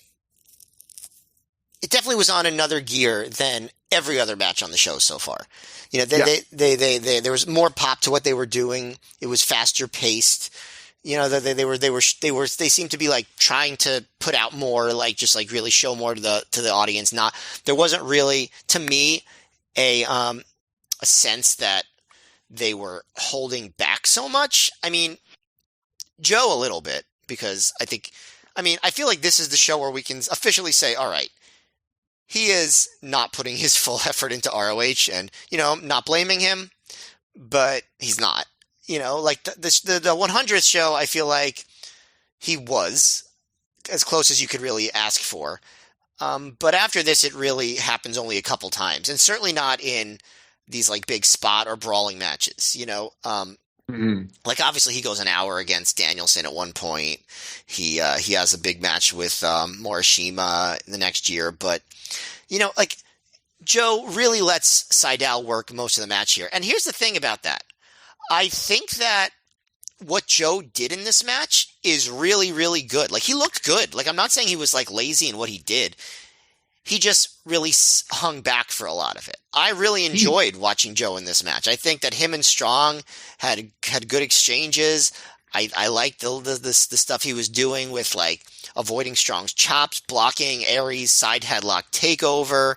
I liked the fun segment where Aries was going for a leapfrog and Joe caught him and slammed him down. Like, I think Joe looked really, really good in everything that he did. He just let Seidel, I think, have more of the match than he would have in a prior era. Which is funny, because I feel like Seidel just had that same relationship with AJ Styles. Of like, a guy kind of taking a half step back because he's in TNA. He's letting Seidel have a lot of their tag matches. And, he's not bad, but he's definitely, both guys are definitely like picking their spots more and more. Yeah, and so Seidel did work most of the match, and I think he did a really good job. Like, there were a couple of awkward spots, so I think that was one of the things that kept the match from being truly great for me. But I enjoyed the hot, like there was a sequence where Seidel and Joe were working on Aries, and Strong came back with a good hot tag. Then there was a segment where Generation Next, or I guess they're all Generation Next, but Aries and Strong are working on Seidel, and Joe gets a good hot tag. runs wild with his boot and his senton and his power slam and all that stuff. I like the near falls at the end. Seidel going for that leaping Rana on Strong off the top rope and Strong blocking it and doing the sick kick off the middle rope. And Seidel just takes this crazy bump on his neck, which allows Aries to get a good near fall there. And, just a lot of fun stuff. Like there was another really good near fall where Aries leaps off the top rope to Seidel, but Joe catches him with a cutter and Seidel hits a standing moonsault, and the crowd totally bought that near fall. Like they pop big for it, which I like. Also, Aries roaring forearming Joe while he's going for the muscle buster on Strong, and Strong hitting the double knees on Joe, and Aries following that with the heat-seeking missile. And then, Strong hits 2 half neck breakers on Seidel, which I think is shows him a good amount of respect to do that twice to put him down. And then Aries hits the 450 right on Seidel's face, by the way, to get the win. The crowd loved this. I had a really good time watching it. I think this took the show to a level that it had not been, because I feel like up to this point, this was the most boring ROH show that I've watched in, I can't even tell you how long. Yeah. A really, really, really long time. And I think this match, it just took it up several notches. And I think it really needed that. Yeah, absolutely. And again, like I said earlier, to its credit, they got the crowd back in. If the crowd was kind of lost for a bunch of the undercard, by the end of this match, they were fully invested to the more than they were for anything else on the show so far. It was you mentioned Seidel catching the 450 on his face late. It was kind of a bad night for poor Seidel. Has been getting beat up lately. Strong does a standing moonsault to Seidel, and he catches him right in the head with his leg. And I feel like we were shocked a few shows ago when Strong did the standing moonsault, like he whipped that out. And then I feel like we've seen him do it, I think at least twice more since then. And I feel like we're seeing why he doesn't do it, because it's impressive because you don't expect Roderick Strong to do a standing moonsault, but it's really not graceful at all. And I don't think he has great body control on it, but it feels like once he started doing it once, he's like, yeah, people like this and I'm going to keep doing this. But if I was Seidel, I would have been like, man, maybe you don't need to do the standing moonsault anymore. Maybe you stick with the backbreakers. And then also there was a cute little moment during the match where Strong does a backbreaker. And I guess Aries felt like Strong didn't get enough, so he kind of sticks up for Roddy. He turns to the crowd and he goes, "That's a backbreaker, people. Show some applause." Which, I like that he was almost bullying the crowd to applaud, that's what you came to see, the backbreaker. But after the match, everyone leaves the ring except Joe, who grabs the mic and says he's always had one rule when it comes to Dayton, which is whenever he's here, he better beat the hell out of somebody. He said it didn't happen tonight with 2 of the toughest sons of bitches in Roddy and Double A. So I don't know if that's the first guy that's called him Double A. Joe says, he would go by A Double, right? Later on. Yeah, because Double A is Arn Anderson, so that was a respectful thing to do, yeah. Joe says he'll be damned if he leaves this ring unsatisfied. Joe says 1 week ago, shots were fired on his team, and he's calling CZW out here to have themselves a fight. Necro Butcher jumps over the guardrail. The 2 start brawling, and then the bell rings as other CZW wrestlers rush in to join him, and we get our 8-man tag team street fight main event of Team CZW of Claudio Castagnoli, Nate Webb debuting in Ring of Honor in a match, Necro Butcher, and Super Dragon. They defeat Team Ring of Honor of Ace Steel, Adam Pearce, BJ Whitmer, and Colt Cabana in 1937 when Claudio pins Whitmer after he hits him with a muscle buster. So if you're wondering, wasn't Samoa Joe? That setup you just read, Trevor, sounds like Joe's in the match. Well, Joe brawls for a few minutes, and then he brawls, I believe, with Claudio to the back, and Claudio comes back out, and we never see Samoa Joe again. So they just write him out of the match that way, so he doesn't have to work 2 matches in a night. But Matt, this is the main event, obviously trying to evoke, I would say, a lot of the same vibes of the great main event we saw on the last show, which was another CZW Ring of Honor street fight. What do you think about this one? Well, first of all, I just want to mention how the evolution of this match as it happened. So at the beginning of the match, like you said, Joe calls out CZW, Necro Butcher comes out, immediately starts brawling with Joe, then Nate Webb and Super Dragon appear, and then And then Steel and Cabana come out. So at first it's like 3-on-3, Necro, Webb, and Super Dragon against Joe, Steel, and Cabana. And then, like you said, pretty much immediately, Joe and Necro brawl to the back. And what you see is for a very split second, it looks like Claudio is trying to tie up Samoa Joe. And then they cut away instantly. Like they never show what happens and they never show it again. And at that point, it's Webb and Super Dragon against Steel and Cabana, but then Claudio and Necro come back to the ring, so it's 4-on-2. And then Whitmer makes his way out in a neck brace. He comes out and starts fighting, and then they take off Whitmer's neck brace, like Claudio rips it off, and then Adam Pearce comes out, so it becomes 4-on-4. So that's how the match really progresses. So in some ways, I found this match very, very entertaining, a lot of fun, easy to watch.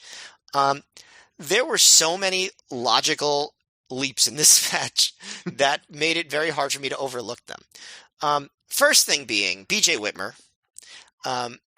The idea is he had a broken neck. He got it the week before. For those wondering, the announcers keep saying broken neck. Like literally. Broken neck a week before, because he took a psycho driver through the table in the previous match. So he comes out in like a hard neck brace, and they rip it off immediately, and then he just fights like he always would. Does everything he would have. He just has a normal brawling match with the other guys with his supposedly broken neck. He just brawls with it, and they keep saying, "Oh, but he's doing, but he's taking a risk with his broken neck." It's like he broke his neck a week earlier, and he's doing all this. Like, I know that Kurt Angle won Olympic gold with a broken freaking neck, but had he taken a psycho driver through the table a week earlier and then won the Olympic gold? I don't know. And is BJ Whitmer Kurt Angle? I don't know. So that was very conspicuous. The other thing that I thought was ridiculous was, okay, so the story is they tied up Samoa Joe. Felt like there were a lot of people in that backstage area. Someone couldn't have come and untied him. Like, he was tied up right out, like, it was basically the gorilla position, like right through the ropes, right through the entrance, and he was there for like 20 minutes because the match kept going, and like, he was probably just sitting there being like, little help, anybody? Can anybody untie me, please? Can anybody please untie me? The other thing that happens is Adam Pearce disappears for a really, really long time. And the only thing you see before that is that Adam Pearce gave Nate Webb a pile driver on the entrance ramp. Why would that lead to Adam Pearce disappearing? I don't understand. Like, do you remember Adam Pearce taking a big move that would have led to him being taken out of the match for a very long time? I mean, obviously, with a match like this, everyone's brawling simultaneously everywhere. It could have been something they just did not show. Like they just did not get a camera on him. Is that? I guess that's possible. I mean, I guess that's probably actually the most likely scenario. But that's kind of bad presentation too. To just have like, so, the cameras to the point where like you just lose out on multiple people in the match for a long period of time, even though they're there. That's not really good coverage, right? I don't know whose fault it is, but someone's fault. But all that aside, I did think the match was pretty entertaining. Like, it kept moving. It wasn't quite as good as the one the week before, obviously, but like, it was a fun, exciting brawl. You had Necro with Colt sandwiching his head between two sections of guardrail. Repeatedly. I thought that was pretty creative. At one point, BJ Whitmer does the machine gun chops to Claudio, obviously in a tribute to Eddie Kingston, right? The king of Kings Road, Eddie Kingston. Yes, course. Exactly. A lot of the word king in that. I also enjoyed the fact that there was a bunch of crowd fights in the show, like not fights among fans, but like brawls in the crowd, and everything was well lit. You could see all of it. I don't know if they turned the house lights on or if they just did a good job of lighting this building. But that's crazy for ROH. I was just going to say, I didn't see this. The Observer wrote, fans started throwing things in this high-emotion feud. I didn't see the fans throw anything, but maybe, again, that was just something they never filmed or decided. Well, okay, so listen. There was a spot that I really want to know what was going on there. There was a spot where Colt and Necro were brawling in the crowd, and Colt is standing with like a fan. And the fan has a chair.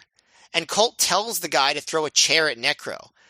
And then, like, the guy throws a chair and, like, falls, like Colt almost like shoves him at Necro, and the guy falls down. He shoves him. And then Colt picks him up and starts yelling at him, and they cut away immediately. And I'm like, what the fuck happened there? I have no idea what was really going on there, but it was a bizarre clip. Like, I don't know what was going on. But did you notice that Colt was like yelling at the guy for a second? For a second, I felt like, oh, was that an accident? And then once I see the aftermath and I rewatched, I was like, no, like he really purposely shoved that guy, and I don't know why. Because at first, it was like he was doing the typical wrestler fan interaction where you're like, hey, I'll give you an item, and you hit the bad guy with it, right? And then he shoves him and gets mad at him. The thing that's really confusing is if Colt was doing something he wasn't supposed to do, why would they put it on the DVD? You could just edit that clip out. Like, you don't have to show it. Am I crazy? You know what? Maybe this is what CM Punk saw, and maybe this is what Let's just not go there, Trevor. Don't want anybody mad at me. Okay. We already joked about people yelling next door to your apartment. It's just too problematic for one episode, okay. Trevor. I don't want to be canceled. But no, I'm sure, like, we've heard before when there have been weird, like, fan incidents like that. Stuff usually makes it to the newsletters or like PW Insider. I didn't hear anything like that, so it couldn't have been that bad if they were going to if they showed it. Like that. That's the thing that I hold in my brain as far as like how to make sense of that. But so the match keeps going. BJ and Super Dragon have another exchange. BJ hits an exploder. Which is the funniest broken neck angle ever. Like, they're selling this a week later. They do this thing where, so in the week before they did a spot where Super Dragon put BJ's head like through like the bottom of a folding chair while it was set up, and then jumped off the top rope with a double stomp onto BJ's head on the chair. So they tease that a couple times, and BJ fights out of it. Until eventually, late in the match, Claudio gets BJ in like a pendulum move, and Super Dragon goes back up. Colt interferes, and Super Dragon basically falls off the top rope, but he gets back up, and then he hits the pendulum thing. I mean, hits the top rope double stomp while Claudio has BJ in the pendulum thing. And at that point, BJ is limp, so Claudio puts him on the top rope, does the muscle buster, gets the pin. Joe is still apparently not untied because he doesn't even come out during the post-show angle where people are, checking in on BJ. But yeah, so that's the match. I thought it was pretty entertaining chaos. I enjoyed it. But you have to turn off your brain because there's just so much weird stuff about it. But no, I can't deny that it was very watchable and exciting. I had a good time watching the match.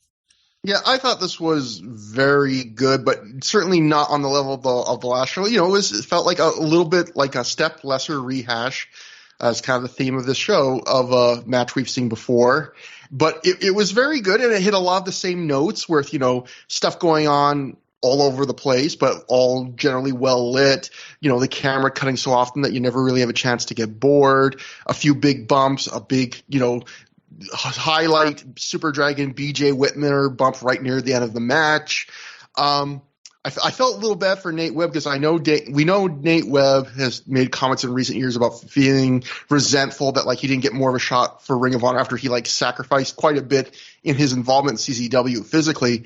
And you definitely see that here. Like, this is his first match in Ring of Honor, and Pierce pile drives him on the entrance ramp, and he takes like a scary spot where he gets backdropped over the top rope to the floor onto all of the CZW guys that look kind of scary. Like, so he's going for it, like, already. Like, he's clearly working his butt off trying to get noticed here.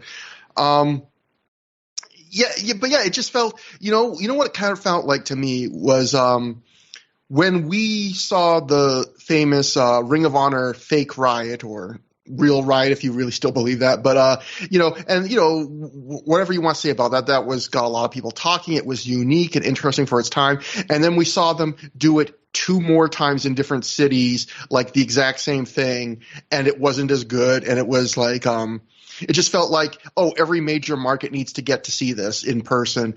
This, like, it was not nearly, this was actually good as opposed to the second and third fake riots, which were not good at all.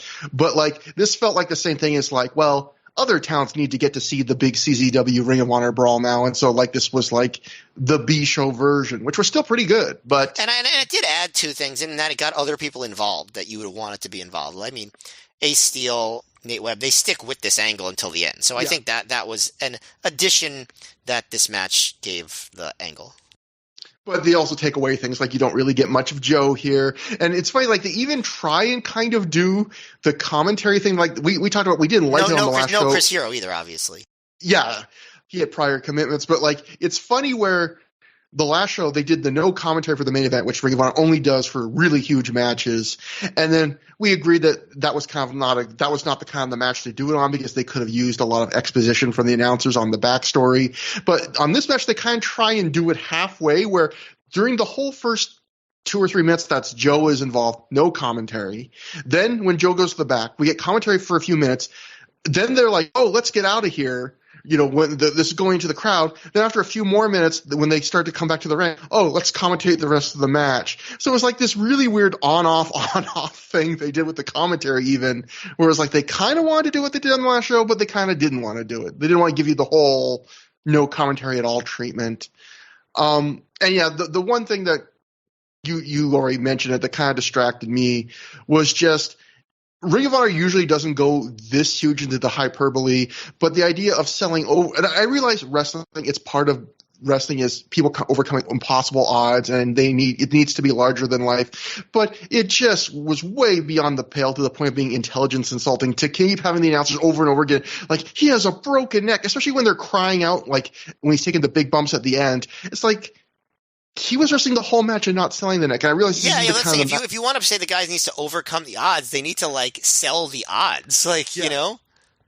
I realize this is the kind of match where you really don't have a chance to do a lot of selling, maybe. But it's like knowing also that he's going to come back and wrestle again the very next night. It's just.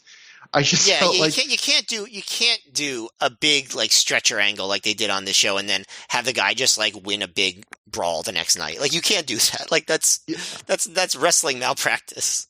And again, it goes back to the B show thing we'll get to in just a second, the stretcher angle. It's literally them redoing even that part of the main event on the last show, because that show ended with BJ Whitmer taking a huge spot and needing help, and they're redoing it literally. They're basically redoing a lot of elements of the last match, even though, like you said, there were a few new wrinkles. But after the match, the CZW wrestlers leave through the crowd.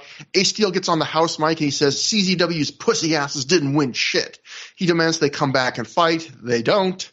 The Ring of Honor wrestlers and students and Ring of Honor students crowd around Whitmer with even a rare Gabe Sapolsky appearance when they're really trying to sell an angle that's serious. They put Gabe out there because those who know will be like, oh, shit, it's Gabe. They put the neck brace back on Whitmer as announcer Bobby Cruz asks the crowd to leave. For the second straight show, Whitmer's taken out on a table. They don't have a real stretcher for him. Well, then this is even more of a replication of the Daniels battle lines are drawn angle where they have him taken out on the table. Only with that one, it's like they act like he's there for like 45 minutes and they're like 10 minutes later. This time they do it all in real time and it's quick, at least. Well, see, it's funny because it felt like they showed this for a long time, at least more than I expected.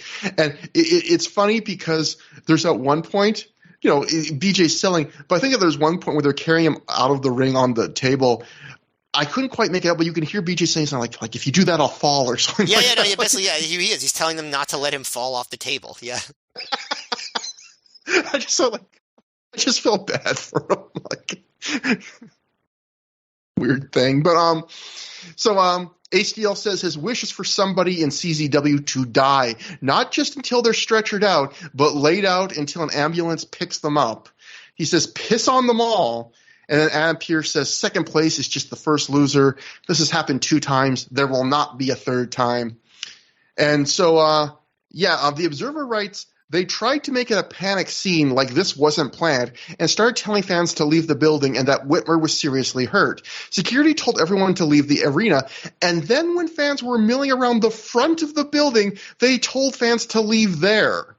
So, that's how far they went. Like, you can't even stand in front of the building. Like, the ambulance is going to be coming. Like, it's crazy how they went to such lengths for this angle when it was so clear to anyone watching, I think. Yeah, I mean, there was nothing about it that would indicate that it was a shoot. Like, the guy Yeah. took a wrestling move, like, and like it wasn't a botched move or anything. Like, they did, like, you know what I mean? Like, it was just like, I don't know. I mean, I can't imagine that anyone was like, oh yeah, this is a shoot. So that brings us to the end of the show, and I guess going back to the start of the show where I read that Dave quote and said, "We'll decide," where a live report said this was a good show, not great, mostly because of the last 3 matches. I would say the last 3 matches do elevate this from a show I would call outright, like, kind of bad to a not terrible wrestling show, but easily I would say one of the worst Ring of Honor shows you watched in, like you said earlier, I don't remember when. Yeah, I mean, I wouldn't have ever said bad, but I would have said very boring. And I don't think for me, it wasn't the last 3 matches that elevated it. To me, it was the last 2. Like, the last hour elevated it a lot. If this match had ended with the Danielson match, I still would have been like, oh, that match, that was the most boring ROH show that I've seen in, like, an extremely long time. As it is, I did think the last hour was, like, good, entertaining pro wrestling. Like, legitimately. Yeah, if you just made the hour like a TV show or something, that's a good hour of TV, Yeah. So I think in the it ends up with them kind of like saving it in terms of like, okay, it meets, the low end of ROH's standards. It's not like shockingly dull the way it would have been if it was just the first 2 hours. But the first 2 hours were, I would say, borderline shockingly dull for ROH in 2006. And I mean, obviously it had to follow the best run of shows in ROH history. And I feel like there's some sort of inevitability about the next show being a letdown there. You know what I mean? Yeah. So it's natural. It's not going to happen on every show. I It's know that funny, the though, show, that, like, the show the next night has a very good reputation. I have not watched it in many years, but I'm looking forward to seeing if that, kind of, washes the taste out of the mouth from the negative stuff on this show. It is funny that, like, we just watched a series where we were like, will the Milestone series, like, live up to our memories? And I think we ended thinking, like, yeah, this is as good as we remember. Like, these are all pretty much all great shows. Some of them, some of the best shows in Ring of Honor history. And like you, I expected there to be, like, a step down, a little bit of a breathing exhale after all that. But, people talk about the phrase going 0 to 60. This was like going maybe not 60 to 0, but like 60 to 10 or 15 maybe. Like, this was a dramatic downshift in quality. One of the B-est of shows, if that's exactly. Yes. And the other thing I guess I was going to say is I feel kind of bad for Dayton because I feel like Dayton was for a few years, the last few years, been one of Ring of Honor's better, like, B-show crowds. And I feel like to get kind of demoted to the first half of a double shot with Cleveland now getting the bigger second shows, like, for the next show we're going to be covering, the second half of the double shot, Cleveland gets Claudio versus Joe, which is a fairly big match, based on the storyline and kind of a novel first-timer match here in Ring of Honor, I believe.